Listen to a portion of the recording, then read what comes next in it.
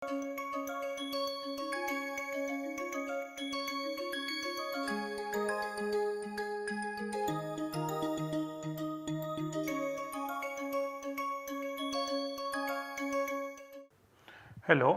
welcome to the lecture number 31 of the course Quantum Mechanics and Molecular Spectroscopy.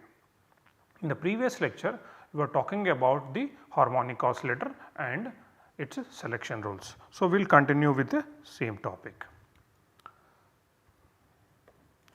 So, if you have a molecule or a AB molecule has a potential something like that.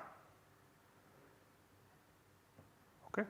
So, this I will call it as 0 and this will be some V naught, okay, and there is an equilibrium distance Re, that is the, if you consider bond AB,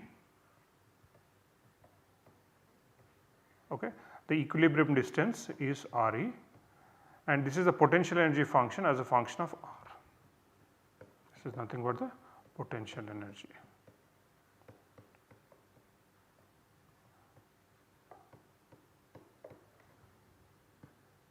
So, the energy. So, at the bottom of this well, okay,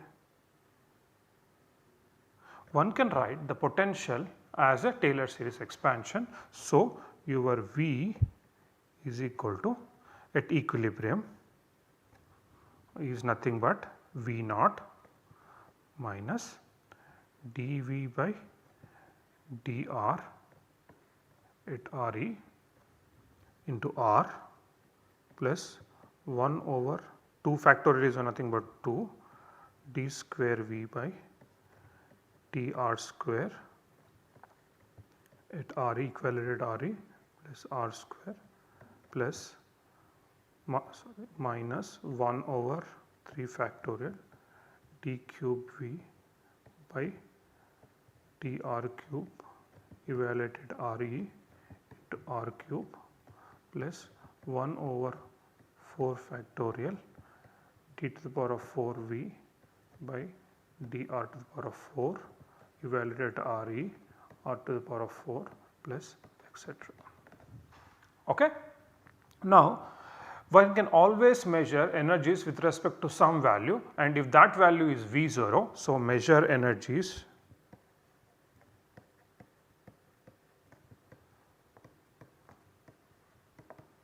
relative to V0. That means, if I measure energies with relative, so I can equate this to be 0. Now, the second thing is dV by dr, we are at the bottom of the potential. So, when you are at bottom of the potential, the first derivative will go to 0. So, this will go to 0 because bottom of the potential.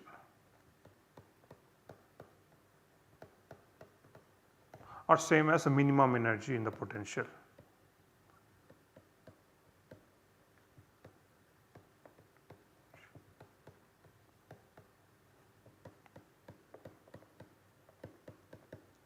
Okay. Then you are left with, and if I ignore higher order terms,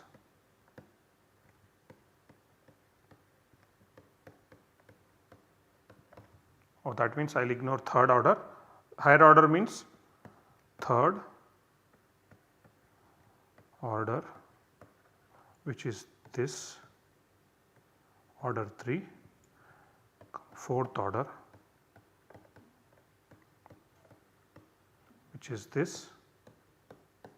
So, if I ignore that, okay, ignore means basically going to 0. So, what I will do is I will also take this to 0 and this to 0. So, what I am left with, V is equal to half d square V by dr square evaluated Re R square, where R is the intermolecular distance or interatomic distance in this case. So, if you have a potential,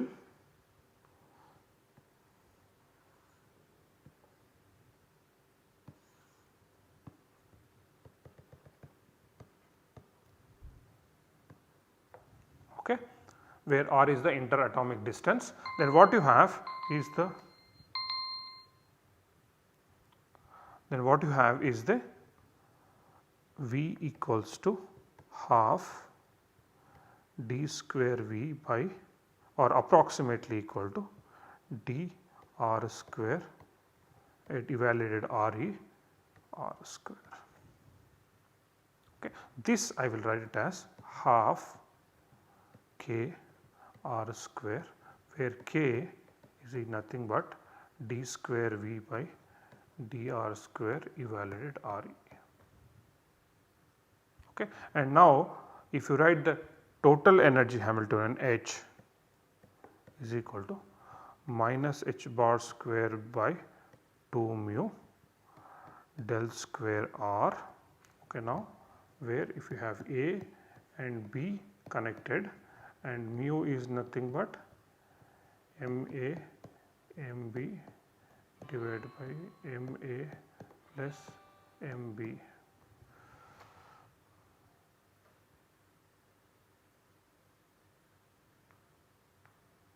Okay.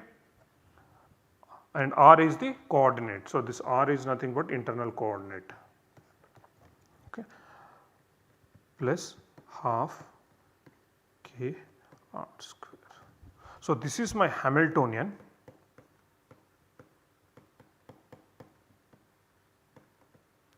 for harmonic oscillator.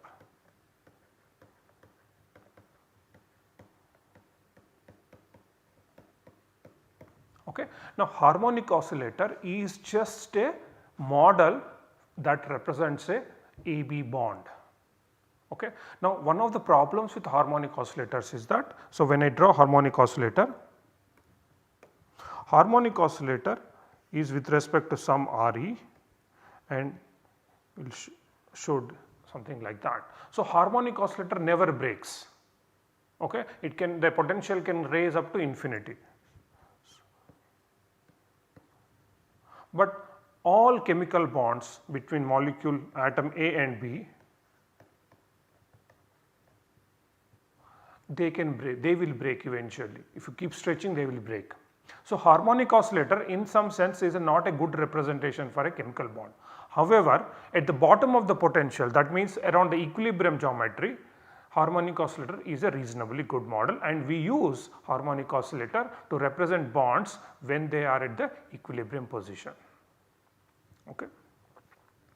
Now, if you have this harmonic oscillator, then of course your Hamiltonian, as I just said, is nothing but minus h bar square by 2m del square r minus plus half k r square, and where k is nothing but d square V by dr square evaluated Re. Okay. This is nothing but your force constant.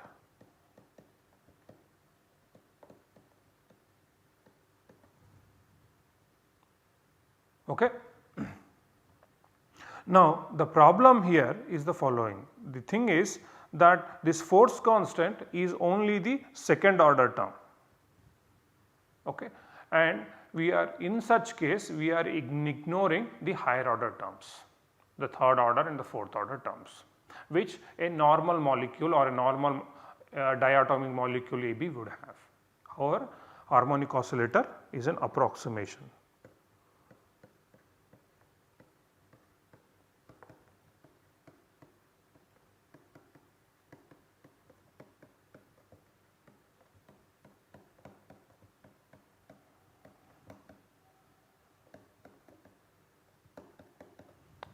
Okay. Now, if your harmonic oscillator is an approximation and we know R is just a dummy variable. So, I am going to rewrite this whole thing in some other variable x. So, instead of R I can always use another variable x, and that would be minus h bar square by 2 mu del square x plus half k x square. This is going to be my Hamiltonian H, vibrational. Okay. Now, you have this Hamiltonian, one can solve for it. There are two methods to solve this. Okay. One is called ladder operator method.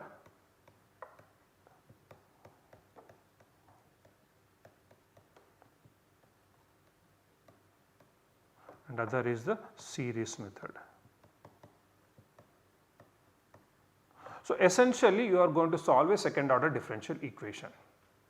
Okay. So, this can be written as minus h bar square by 2 mu t square by dx square plus half kx square, this into some function chi of x, okay, h vibrational into chi of x is equal to E chi of x.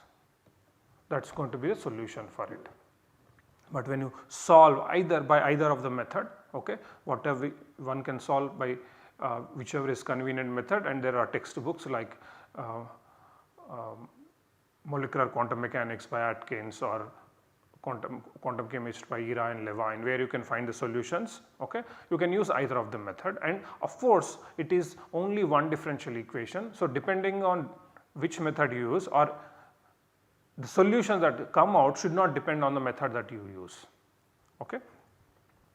Now, I am just going to write the solutions. So, when you solve this using one of these two methods, what you get is the following: your chi of x, okay, will depend on a quantum number V, okay, that is a vibrational quantum number, is equal to EV chi of x. Okay. So, that is going to be your quantum number, where you can show that EV is equal to V plus half h nu E, okay, where nu E is nothing but 2 pi omega E, okay, where nu is frequency and omega is angular frequency.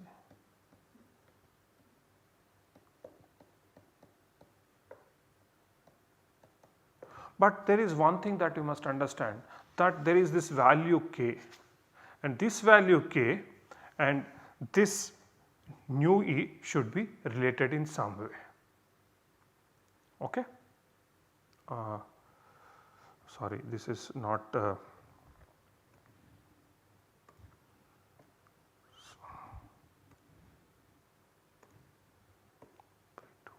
should be the right one. Okay.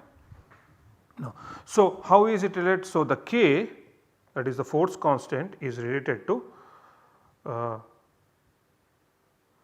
mu omega E square, or this is nothing but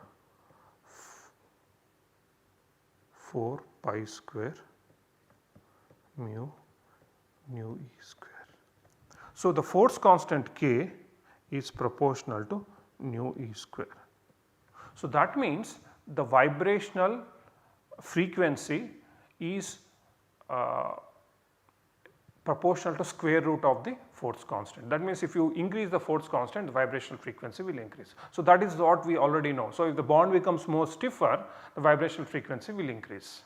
Okay. Stiffness is measured by the force constant x. So, this is a measure of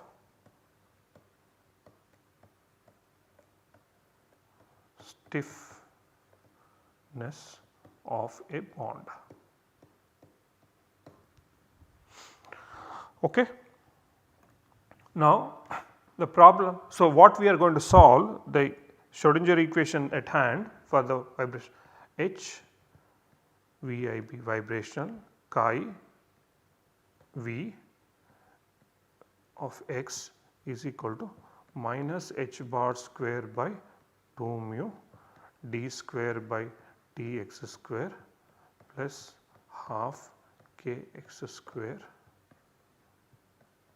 into chi vibrational of x, okay, is equal to E vibration into chi vibration of x. So, that is your chi.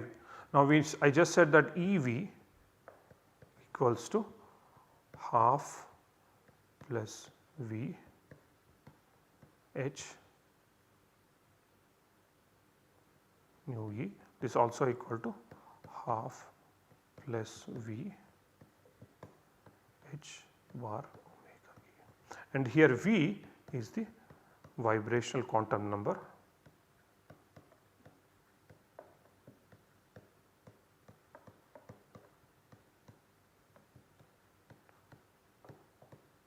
And that goes from 0, 1, 2, 3 up to infinity. Okay. Now, the solutions for this would be, okay. So, you have what you have H vibration of chi V of x is equal to E V of chi V of x, and your chi V of x will be sum normalization count of n of V exponential minus alpha x square by 2 H V alpha to the power of half x. Okay.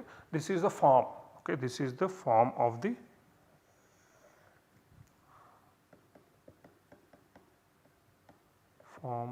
solution.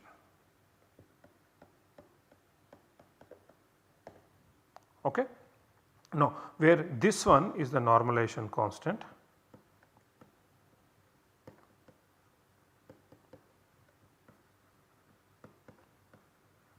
and this is your Gaussian function,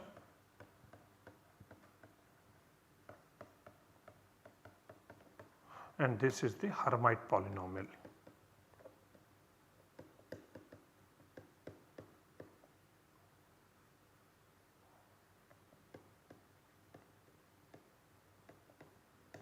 Okay. Now, one thing that I have written is your alpha, which I have not written, is equal to mu omega by h bar. Okay. Alpha is some kind of a weighted coordinate. See, because you are multiplying with x, so it is kind of a weighting of the coordinate. So, this is actually is called mass weighting.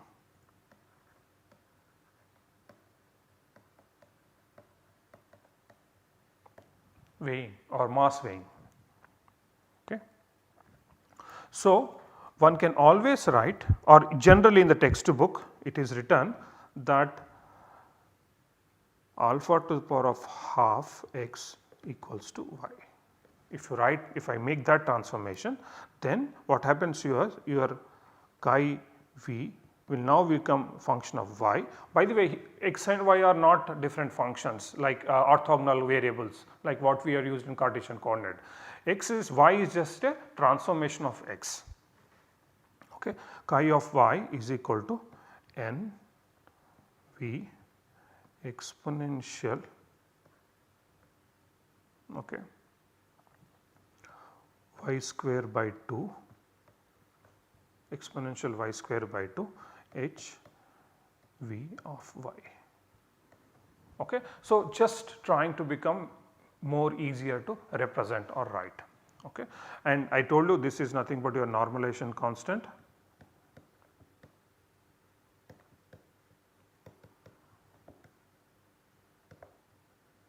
and this is nothing but your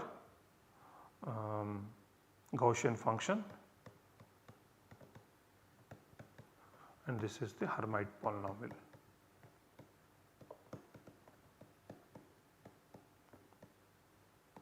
Okay. When you solve, it turns out that the Hermite polynomials have dependencies. That means there is generating function. The recursion relationship is h e plus 1 of y is equal to 2y h v of y minus 2 nu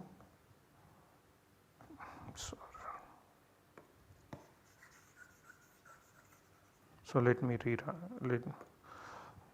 h v plus 1 of y is equal to 2y h v of y plus 2v h v minus 1 of y, and I can get the generating functions. So, what I get is h 0 of y is equal to 1, h 1 of y is equal to 2y, h 2 of y is equal to 4y square minus 2, h 3 of y is equal to 8y cube minus 12y, h 4 of y will give me 16y to the power of 4 minus 48y square plus 12, h 5 of y is equal to 32y to the power of 5 minus 160y cube plus 120y. Okay. Now, you can see h 0 of y is only 1, hy of y is 2y. So, at y is equal to 0 it will go to 0. So, this will have 1 node, this will have 2 nodes because it is a quadratic equation, this will have 3 nodes because it is a cubic equation, it will have 4 nodes, it is a quadratic equation, and this is a will have 5 nodes. So, when I draw, okay, but all of them are the Hermite polynomials which are riding over your Gaussian function. So, when I draw them, so v is equal to 0, I will get a Gaussian function. Okay. Now, for v is equal to 1, I will get a, but this is, so one can imagine, so this is y is equal to 0 or equilibrium. Okay. So, you will get this function, and the third case you will get. So, if you look at the functions, they will look like particle in a box function. So, they can always be represented like this. So,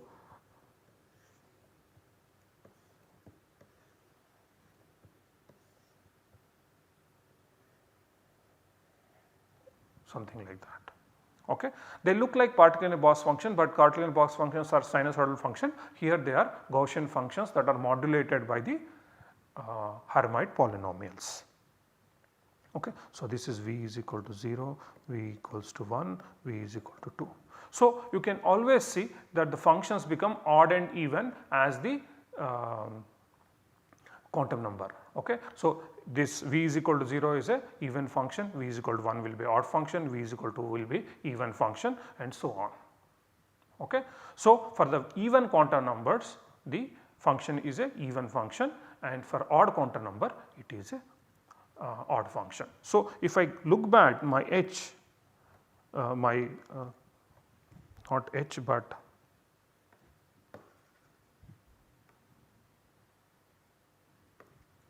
chi of y is equal to v is equal to some constant v, that is normalization constant, e to the exponential minus y square by 2. Okay, I am not very sure. Oh, there should have been a negative sign here. I am sorry about that. So, there should have been a negative sign here. Okay, there is a negative sign here already there. So, I just missed. So, minus y square by 2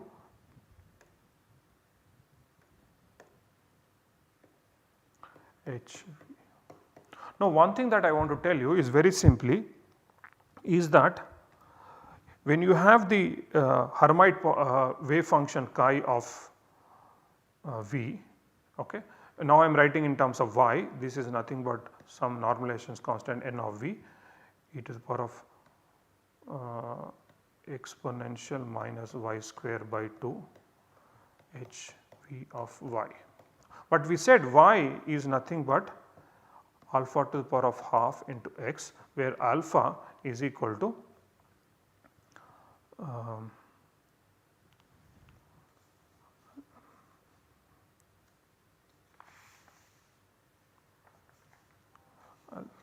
what was the value of alpha? Mu omega by h bar, yeah, that is what it is, alpha is this. Okay. Now, mu is the, if you have A and B masses, mu is a constant, omega is also constant because omega is nothing is related to square root of k, okay, and k is related to the potential. So, this also is a constant, h bar is a constant. So, alpha is a constant. So, alpha to the power of half will also be a constant. That means when you have y to the power of alpha x, okay, the behavior of y or the shape of the function of y will be any variable y will be same as the variable x. Okay. So, h v of x transformed to h v of y will have a same shape, except that the y will get multiplied by. So, that means the depending on the value of alpha, the scale will either elongate or shrink. If alpha is greater than 1, then the scale will expand, and alpha if, so this will lead to expansion of the scale, and alpha is less than 1, this will be instead of expansion, it will, the scale will shrink.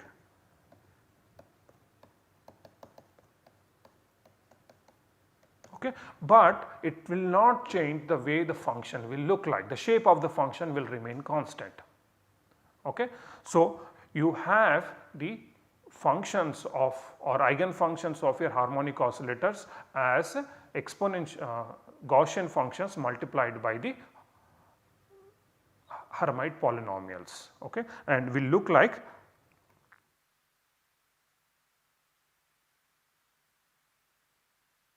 oscillator is a representation of vibrational wave function, which we will continue in the next lecture. Thank you.